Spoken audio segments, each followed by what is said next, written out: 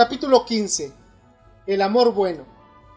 Nicolás, apenas libre, voló a Yautepec. ¿Qué había pasado allí durante su corta ausencia? Temblaba de pensar en ello, incomunicado rigurosamente desde que salió de Yautepec hasta que fue puesto en libertad. Nada había podido saber acerca de la suerte de doña Antonia, ni de Pilar, pero apenas pudo comunicarse con algunos vecinos de Yautepec que habían acudido a hablarle cuando supo que la infeliz madre de Manuela, demasiado débil para resistir tantos golpes, había caído en cama, atacada de un violento acceso de fiebre cerebral. Era muy posible que la pobre señora hubiera sucumbido. ¿Y Pilar? Indudablemente la bella y buena joven habría prodigado toda especie de cuidados a su madrina.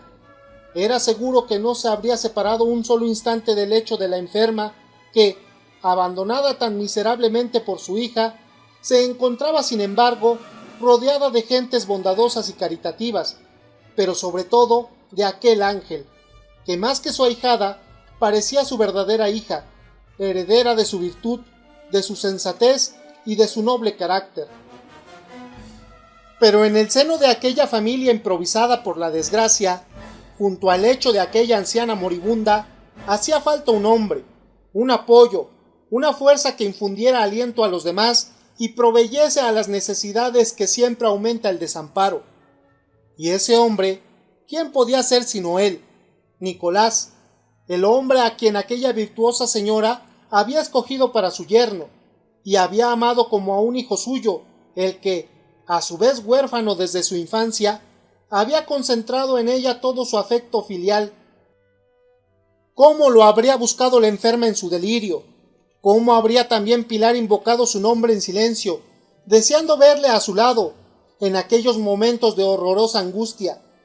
Este último pensamiento era, en medio de su ansiedad, como una gota de néctar que caía en su corazón, que rebosaba amargura. Desde su salida de Yautepec, preso y amenazado de muerte por aquel militar insolente y arbitrario, Nicolás no había hecho más que pensar en aquellos dos objetos de su cariño, doña Antonia y Pilar, y su espíritu agitado pasaba sin cesar del infortunio de la desdichada señora al amor de la hermosa joven, amor tanto más grato cuanto que se había revelado de súbito, y justamente cuando se habían oscurecido para él todos los horizontes de la vida. Así es que aquel enamorado joven, en los días precedentes, apenas había concedido su atención al estado que guardaba, a la incomunicación en que se le mantenía, a las mil incomodidades de su prisión, al peligro mismo de una resolución desfavorable, a las gestiones que se hacían para libertarle, a todo. Doña Antonia y Pilar eran su preocupación única, y no ver a esas personas que para él encerraban el mundo entero causaba su impaciencia, una impaciencia que llegaba a la desesperación. En cuanto a Manuela, se había desvanecido completamente en su memoria. El herrero, como los hombres de gran carácter, era orgulloso, y si en los últimos días aún había manifestado algún afecto a la desdeñosa joven, si en su corazón aún no parecía haberse extinguido el fuego de otro tiempo, había sido solamente porque doña Antonia animaba constantemente con el soplo de sus esperanzas aquella hoguera, casi convertida en cenizas. Pero Nicolás había acabado por comprender, desde hacía muchos meses, que era un hombre imposible en el corazón de Manuela. Con su perspicacia natural, con esa facilidad de percepción que tienen los enamorados humildes, había adivinado, analizado detalle por detalle, al regresar tristemente de Yautepec todas las noches, sus estériles y cada vez más heladas entrevistas con la joven, que ésta no solo sentía desapego hacia él, sino repugnancia. Ahora bien, a la expresión de este sentimiento, que aun en un semblante hermoso es dura y desagradable, no podía resistir un alma altiva como la de Nicolás. Si él hubiera sido uno de esos muchachos tontos y fatuos, que interpretan siempre el gesto y las palabras de las mujeres que aman en el sentido menos favorable para ellos, si hubiese sido uno de esos hombres vengativos y tenaces que hacen del sufrimiento un medio de triunfar y de vengarse, si, por último, hubiese sido uno de esos viejos libertinos para quienes el deseo es una coraza que los hace invulnerables y para quienes la posesión a toda costa es ya el único objeto de su amor sensual. Nicolás habría permanecido firme en su intento, sostenido por el apoyo de la señora, gran apoyo junto a una hija, por contraria que ésta se muestre. Pero Nicolás era un hombre de otra especie, indio, humilde obrero. Él tenía, sin embargo, la conciencia de su dignidad y de su fuerza. Él sabía bien que valía, como hombre y como pretendiente, lo bastante para ser amado de Manuela. Su honradez le daba un título, su posesión, aunque mediana, pero independiente y obtenida merced a su trabajo personal, lo ennoblecía a sus ojos.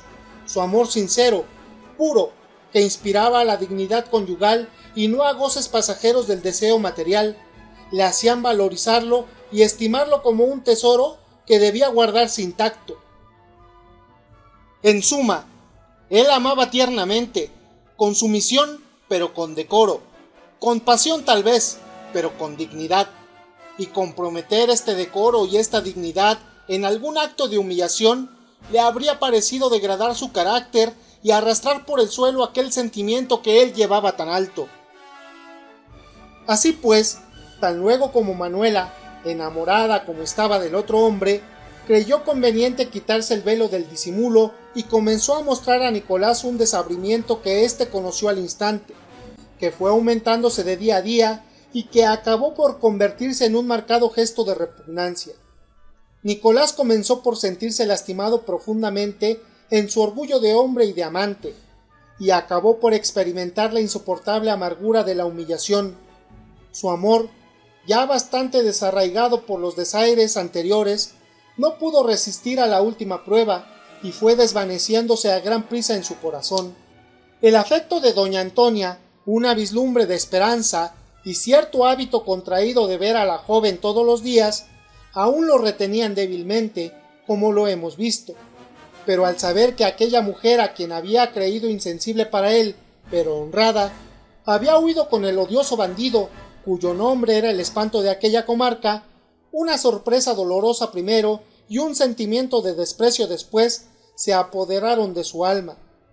Después, este desprecio fue tornándose, al considerar la perversión de carácter de Manuela, en un sentimiento de otro género.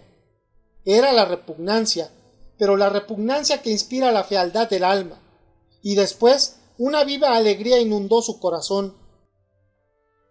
Él, Nicolás, el pobre herrero de Atlihuayán, se había escapado de aquel monstruo, había estado amando a un demonio creyéndolo un ángel.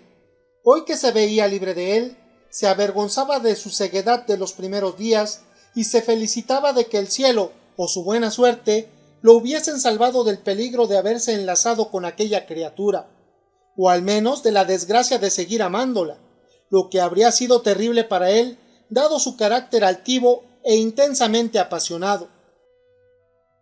Lejos de eso, y como una compensación gratísima, precisamente en los momentos en que su espíritu había quedado enteramente despejado de las últimas nieblas que aquel afecto hubiera podido dejarle, cuando la serenidad acababa de restablecerse en su corazón, serenidad que no había sido bastante para turbar ni la indignación que lo había agitado, había visto surgir ante sus ojos una nueva imagen, más bella y dulce que la que había desaparecido, y había sentido, había comprendido que esa sí era el ángel bueno de su existencia. Ni podía menos.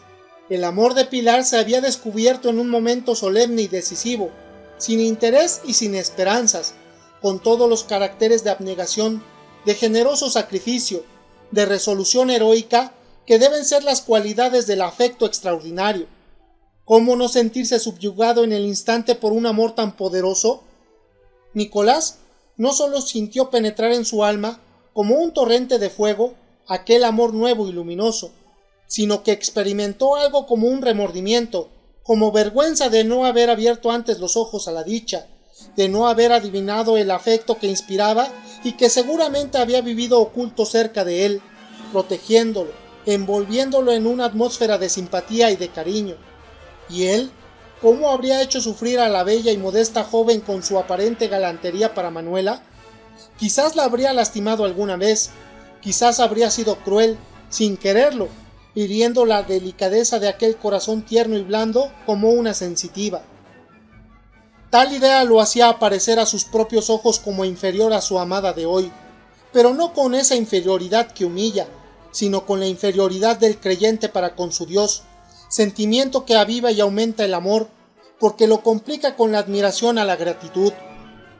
Tales reflexiones ocuparon el ánimo de Nicolás durante el camino de Cuautla a Yautepec, que recorrió impaciente y a todo galopar de su caballo, atravesando el bosque de Catzahuates y las haciendas de Cocoyoc, de Calderón y de San Carlos que bordean aquella llanura pintoresca. Por fin pasó el río, atravesó las callejuelas, palpitándole el corazón, y se apeó en la puerta de la casa de doña Antonia. ¿Qué noticias iba a recibir?